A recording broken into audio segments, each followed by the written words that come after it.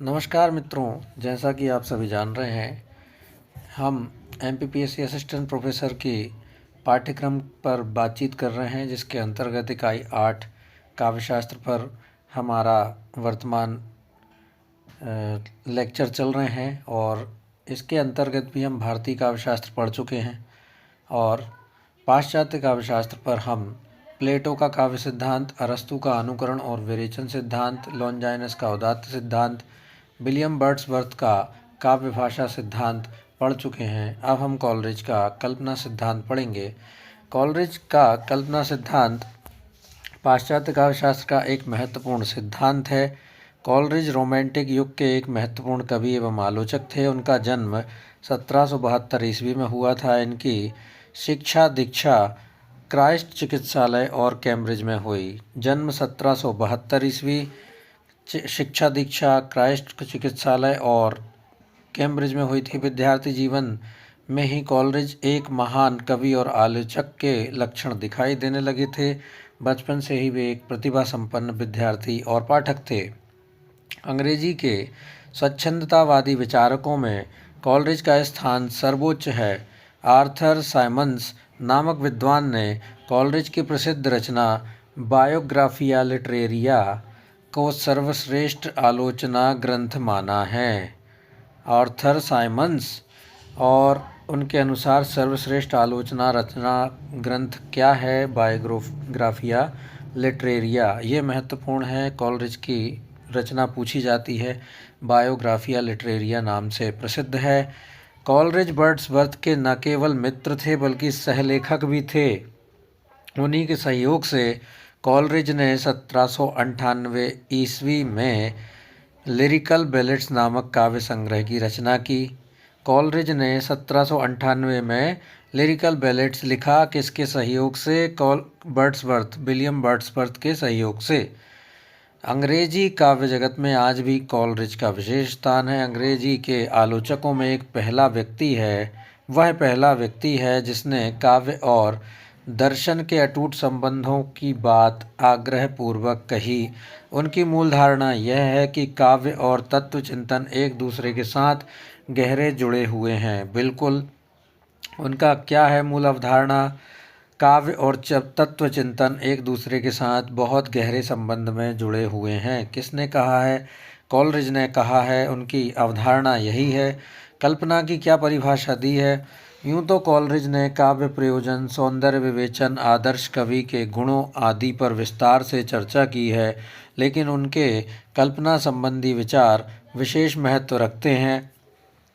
काव्य प्रयोजन, सौंदर्य विवेचन और आदर्श कवि के गुणों पर उन्होंने बातचीत की है, लेकिन कल्पना संबंधी विचार विशेष महत्व रखते हैं। उन्होंने काव्य सृजन के प्रसंग में कल्पना को सर्वोपरि महत्व दिया। काव्य सृजन में सबसे ज़्यादा महत्व कल्पना को दिया है। सैमुअल टेलर कॉलरिज ने।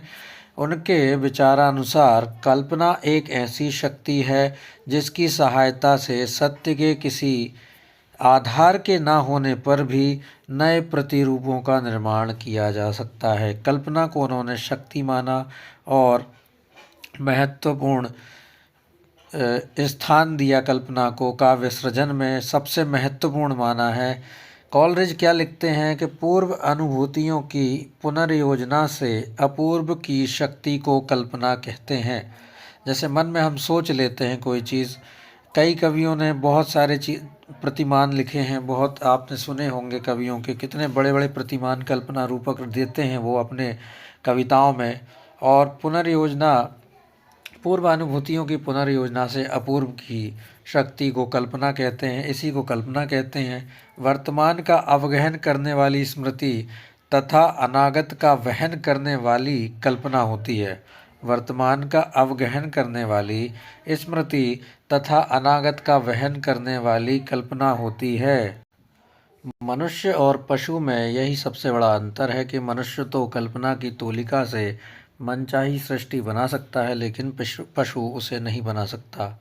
साहित्य निर्माण के प्रसंग में कल्पना का सहारा लिया जाता है और उसके सहयोग से रंग बिरंगे काव्य चित्रों का निर्माण किया जाता है। कॉलरिज ने कल्पना के बारे में गंभीर चिंतन किया है। वे मन की सक्रियता पर बल देते हैं। कॉलरिज किसकी सक्रियता पर बल देते हैं अपनी काव्य रचना में? मन की सक्रियता पर बल देते हैं। वे कहते हैं दर्शनानुभूति के लिए मन का सक्रिय होना आवश्यक है। To take perception possible there is a needed an active power of myself. यह उन्होंने अंग्रेजी में लिखा है। हिंदी में क्या है? दर्शनानुभूति के लिए मन का सक्रिय होना आवश्यक है। कॉलरिज का कल्पना सिद्धांत क्या है? एक बार वर्ड्सवर्थ ने अपनी एक कविता कॉलरिज को पढ़कर सुनाई, जिसे सुनते ही कॉलरिज की भावना शक्ति और बुद्धि दोनों ही चेतनावस्था में आ गईं। उसे केवल सौंदर्य का ही प्रत्यक्षीकरण नहीं हुआ, बल्कि सत्य का भी प्रत्यक्षीकरण हुआ। सौंदर्य के प्रत्यक्षीकरण तो हुआ ही, साथ में सत्य का भी प्रत्यक्षीकरण हो गया। कॉलरिज को लगा कि भावों और बिंबों को मनमाने ढंग से एकत्रित करने से ऐसा नहीं हो सकता। यह तभी संभव है जब उन दोनों का समन्वय हो। किन दोनों का? भावों और बिंबों का एक साथ समन्वय हो, उसमें इस हृदय स्पर्शता और सुबोधता के गुण हों।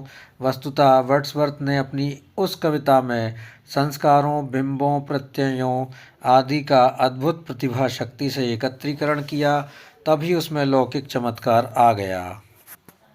समानुपात समन्वय हो, जिस अनुपात में भाव और बिंब चाहिए होते हैं कविता में, अगर वे सही सटीक बैठ जाएं, तो वे पाठक या दर्शक के अंदर सारी चीज़ों जो भी उनकी रसानुभूति होती है, वो पूर्णतः चमत्कारिक रूप से प्रभावित करती है पाठक को। कॉलरिज का विचार था कि जिस शक्ति ने यह अलौकिक विचार पैदा किया, वही कल्पना कही जा सकती है। यह बुद्धि और हृदय, बहिर्जगत और अंतर्जगत, परिचित और नवीन, अंतर्वेग और संयम, अवधारणा और भाव, प्रत्यय और बिंब आदि का समन्वय करती है। कॉलरिज के मतानुसार कल्पना ही प्रतिबोधन, परसेप्शन तथा बोधन, अंडरस्टैंडिंग की उस खाई को पाटती है जिसे करने में बुद्धि असमर्थ होती है।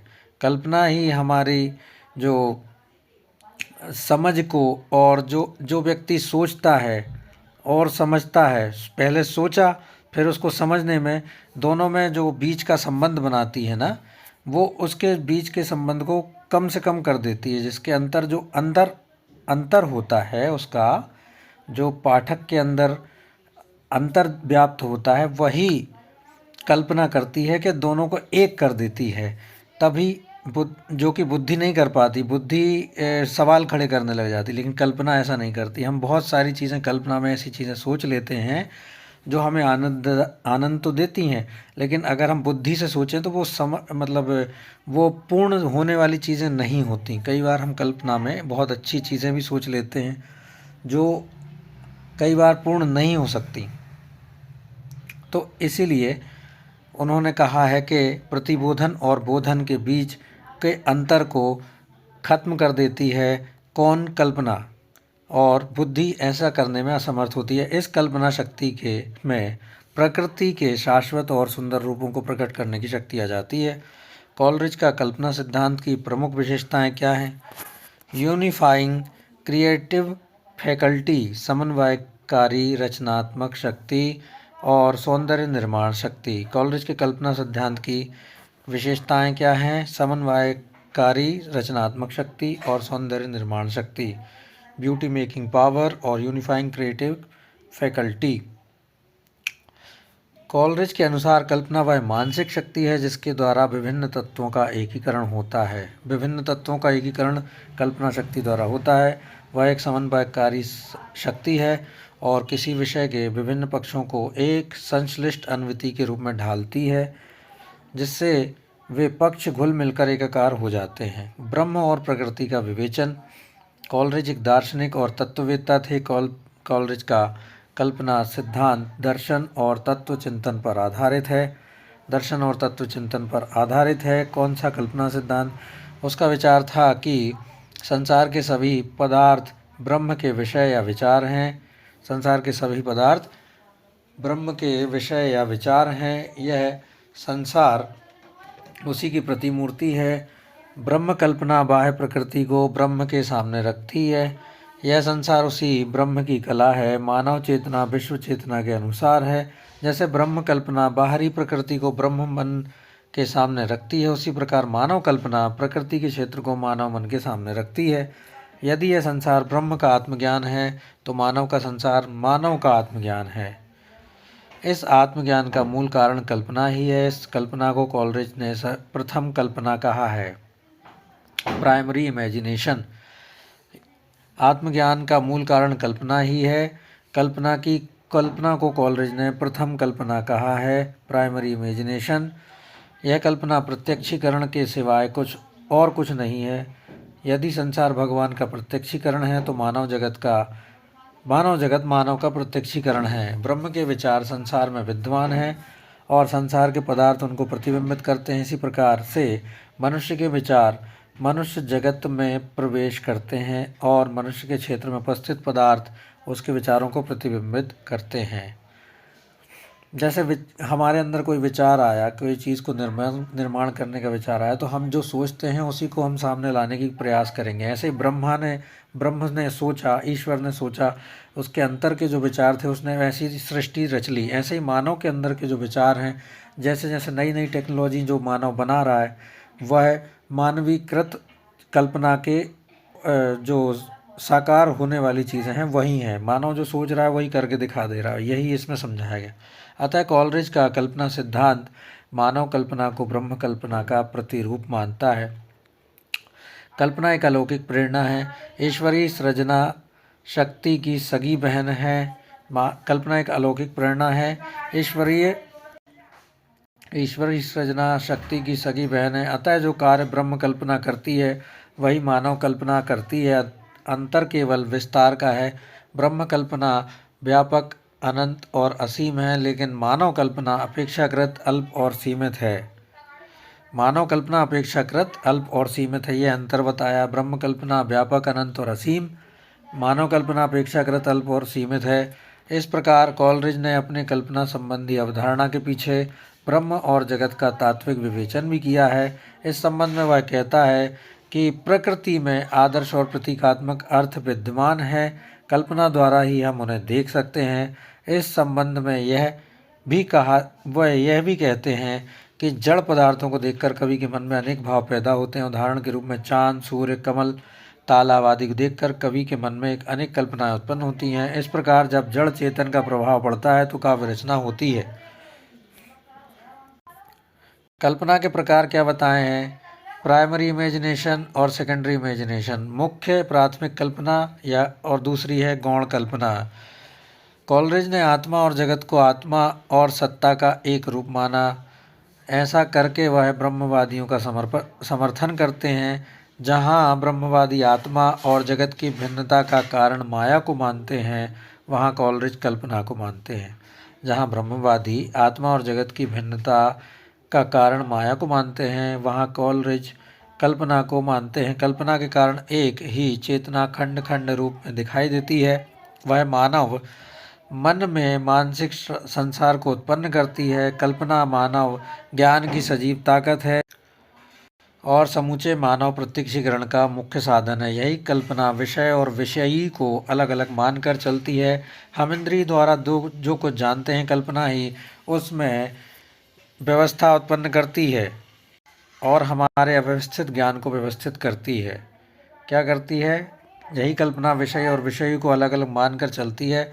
हम इंद्रियों द्वारा जो कुछ जानते हैं, कल्पना ही उसमें व्यवस्था उत्पन्न करती है और हमारे अवस्थित ज्ञान को व्यवस्थित करती है। इस संबंध में कॉलरिज ने गुलाब के फूल का उदाहरण दिया है, जिसका रंग, कोमलता, गुण और स्वाद सभी अलग अलग हैं, लेकिन कल्पना इनको व्यवस्थित करके उसे गुलाब का नाम देती है। कल्पना आत्मिक प्रक्रिया है, जबकि ललित कल्पना यांत्रिक क्रिया है। ये याद रखना है हमें। ललित कल्पना मात्र वस्तुओं का एकत्रीकरण कर सकती है, लेकिन उसके ऐसा करने में कोई व्यवस्थित क्रम या अनुपात नहीं होता। कल्पना आत्मिक प्रक्रिया है, जबकि ललित कल्पना यांत्रिक प्रक्रिया है। और ललित कल्पना मात्र वस्तुओं का एकत्रीकरण कर सकती है, लेकिन उसके ऐसा करने में कोई व्यवस्थित क्रम या अनुपात नहीं होता। ललित कल्पना के स्वरूप को स्पष्ट करने के लिए कॉलरिज स्वप्न का उदाहरण देता है। स्वप्न में मानव अनेक विचारों को एकत्रित कर लेता है, लेकिन उसमें ना तो क्रमबद्धता होती है, ना ही कोई अनुमिति होती है। कॉलरिज के मतानुसार ललित कला केवल वस्तुओं को स्मरण करने की रीति मात्र है। अगला है, वे यह भी कहते हैं कि स्पेंसर के काव्य में ललित कल्पना है, लेकिन मिल्टन शेक्सपियर के काव्य में कल्पना है।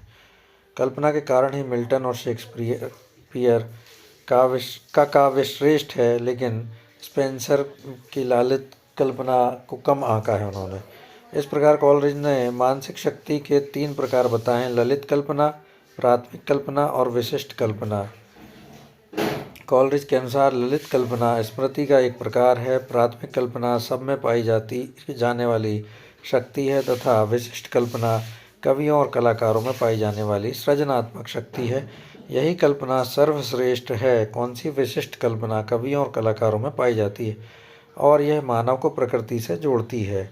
इस प्रकार कॉलरिज कल्पना को ललित कल्पना से श्रेष्ठ व व्यापक मानते हुए कल्पना को काव्य का आधार मानते हैं। कल्पना न केवल काव्य में विभिन्न पक्षों का एकीकरण व समन्वय करती है, वरन काव्य में आकर्षण और सौंदर्य और प्रभावोत्पादकता उत्पन्न करती है। यही कारण है कि आधुनिक आलोचक कल्पना सिद्धांत को काव्य में यथोचित महत्व प्रदान करते हैं। तो मित्रों, यह था कॉलरिज का कल्पना सिद्धांत।